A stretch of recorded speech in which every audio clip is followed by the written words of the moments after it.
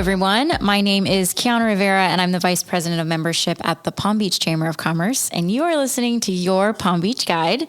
Today, we have Amy Morse with us, and just a little bit about her. She was born and raised in New Jersey.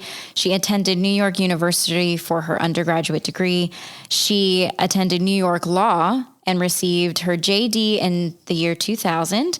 After law school, she moved to Florida, and she started her own law firm with her partners more than 20 years ago. So she's been in the business for a long time.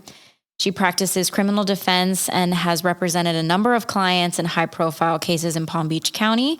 She is a title agent handling real estate matters and a member of numerous legal organizations, and is also happy to be a member and ambassador of the Palm Beach Chamber. A little bit about her personally. She was a long distance runner for a long time, but now she runs shorter distances and has taken up rowing, which is hard in itself. And she's an advocate for animal rights and a vegan. And she lives in Palm Beach County with her two beautiful kitties, Winnie and Stark. So Amy, thank you so much for being with us today. Thank you, Kiana. It's nice to be here. Absolutely. So just as a fellow cat mom, I also have two kitties, Winston and Oliver. And they, of course, I got Oliver first, and he was so peaceful. And I was like, you know what? I think I can probably get a second cat. And I should not have gotten a second cat because Winston is an absolute nightmare. So Amy, again, thank you so much for being here. Just to jump in, tell me a little bit about your business. And as you said, you've been in practice for over 20 years now, and kind of walk me through how you even got involved in law. It's such a specific profession. For whatever reason, growing up, I always wanted to be a lawyer. When I went to college, it was the last thing that I wanted to be. I was looking into marine biology, a diplomat, a zoologist, and somehow wandered my way back to law after I graduated. Always had an interest in criminal defense. Always wanted to represent people and try and help and assist. I like being the underdog for whatever reason. But really I went into it with more of an eye on helping people, and helping them in probably one of their worst times. So after law school, moved down to Palm Beach County. Where did you start?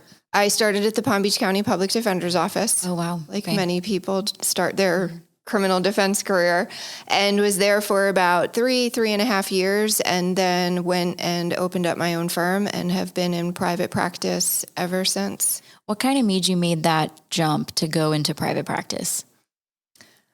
The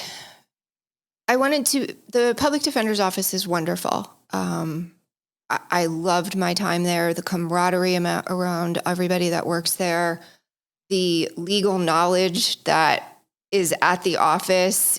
You can't beat it. But you have a lot of cases. Right.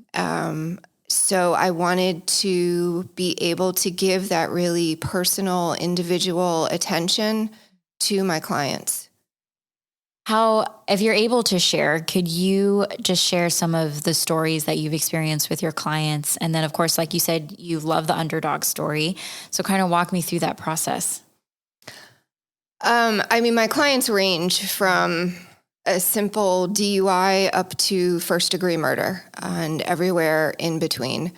I think one of my favorite stories is a client that I represented who was tagged as a gang member and a leader of a gang out in Belle Glade, and ended up resolving his case favorably.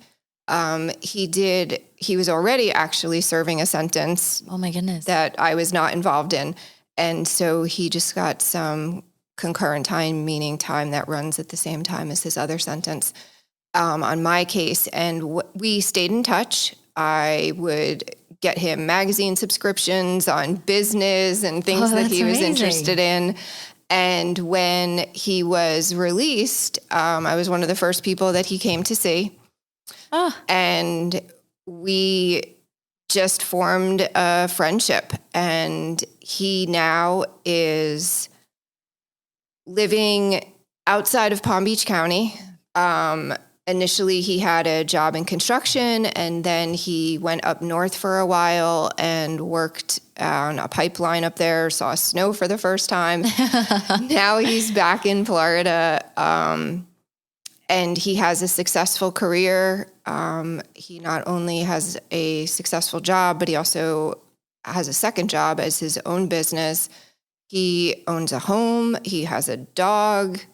He is just, he goes on vacations and has a fabulous life. And, and at times he'll say, you helped me to get to this point, but ultimately he really had to be the one to want to do it. And now there are moments where I'll be getting ready to go to trial. And, you always have those pre-trial nervous jitters. And he gives me words of encouragement. So we really have formed this great bond of friendship. Oh my goodness. That's an incredible story. Yeah. And two, I feel like you've created that relationship. When you go in with each of your clients, you kind of start with a blank slate, it seems like. And even if you're not in law, but any person, I feel like sometimes we're so quick to judge, and you just have to take that step back and say, I just met you, or this is my experience with you right now. So I'm going to build how I think about you off of that experience. So absolutely. That's incredible that you do that. And you continue to do that. That's wonderful. Kind of walk me through how you have been able to take a break, because you are in a very tough field. And I'm sure at points you're just like, oh my goodness, you want to pull your hair out sometimes. What are those, opportunities or next step that you take advantage of to just kind of decompress and take a minute? I think there's a couple of various things. One thing is attending legal conferences. Just being around other people, it rejuvenates you. And then also, it's just the downtime and enjoying it and not taking any of it for granted, whether it's sitting and playing with my cats, or I love getting up early and just going out for those runs, or now going out and getting in a boat and going rowing and just taking that time and really just having a lot of peaceful time. For these legal conferences, are they purely like educational? Is it like professional development type stuff, or is it you come together and there's, speakers or anything like that? What does that look like? It's mostly speakers on various topics, whether it's search and seizure or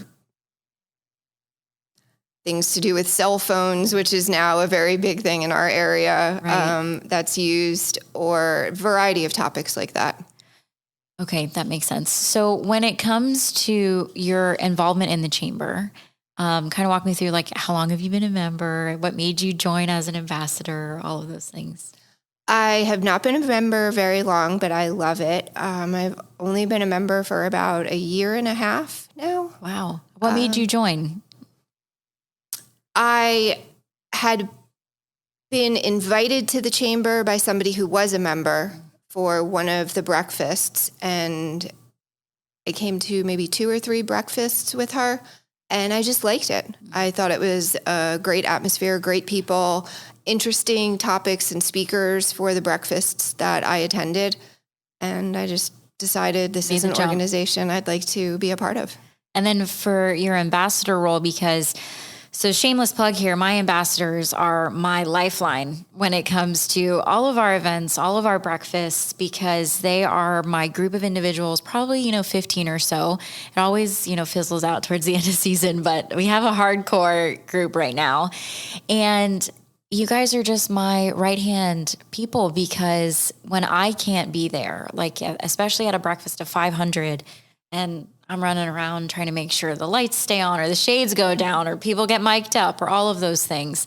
You guys are there answering the questions that I can't answer right away. And I cannot thank you enough for that, because there's only one of me and you help relieve that kind of stress in the morning. Not even, it's really exciting and moving. We get you in at 7 and then you're out at 9. That's a really efficient breakfast to move 500 people in and out of the ballroom. And you get to eat, which I think is, pretty fantastic. But What kind of made you want to join as an ambassador, get involved in that volunteer role? Because I know it is a huge time commitment, and especially because you're so busy. How have you been able to find the time to work around that? I really enjoy being an ambassador. Like you said, it is a huge organization. So I think this is one way to involve yourself and get to know people a lot more than just going and showing up for the breakfast or the meetings. You become a lot more involved. And like you said, I enjoy everybody that is part of this ambassador program and group. And I think that we work well together. And again, it's actually one of those things that is somewhat of a stress reliever from the job. It's just something that's time away and it's enjoyable. Oh, that's incredible. So real quick, we are the Palm Beach Chamber of Commerce, and you're listening to Your Palm Beach Guide. We are with guest Amy Morse today. And to pivot back to legal talk, and forgive me, but I'm terrible at legal talk, but I think it's important to touch on how you've been able to build a business here that has lasted, so long. So kind of walk me through how you've been able to overcome any major business struggles and then your team surrounding you as well. Just a lot of it is just giving good service. Being there, keeping your clients informed, keeping in contact with them. So how do you get your clients usually when that happens? Is it referral? Like, kind of walk me through as someone who is not at all involved. I mean, I watched Legally Blonde once and that was it, but that's my frame of reference when it comes to legal work. So walk me through start to finish. You get a call from to say you have a new client. So most of the time it is referrals. And individual comes in and it's really just you sit down and you start talking. Usually you can find some information about what they're being charged with or investigated for, and just sit down and start talking to them and opening up those lines of communication, and then just being committed and involved. And after that, it's really just about working hard, keeping up with the law, keeping up with changes in the law. Does it change often or? Not necessarily. And I think it depends on what area.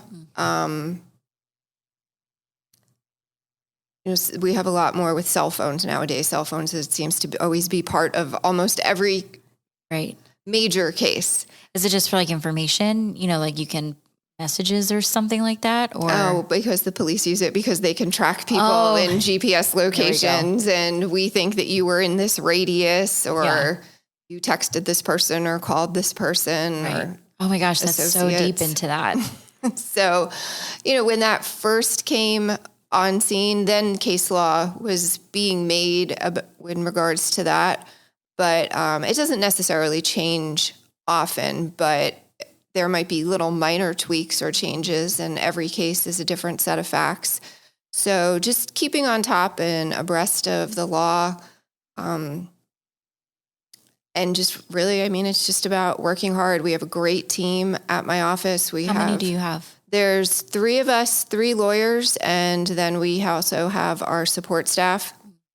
Our support staff is wonderful, and unlike a lot of criminal defense firms that are solo practitioners, it's great to have all 3 of us because we have each other to bounce ideas off of, to work on cases together, be in trial with one another. And because we work together, we have a good bond. We know one another. So when we're in those settings, we know what the other person needs and the support that we can give one another in those settings. Well, and that team aspect too, especially because you're dealing with some high level cases, I'm sure that you're able to really lean on your team members and bounce ideas off, or even just when you have that feeling, you trust that gut feeling. And I think that's really important too. Yes, it is. Oh man. So do you have any other stories you'd like to share besides that one gentleman with the just incredible success story of his life now?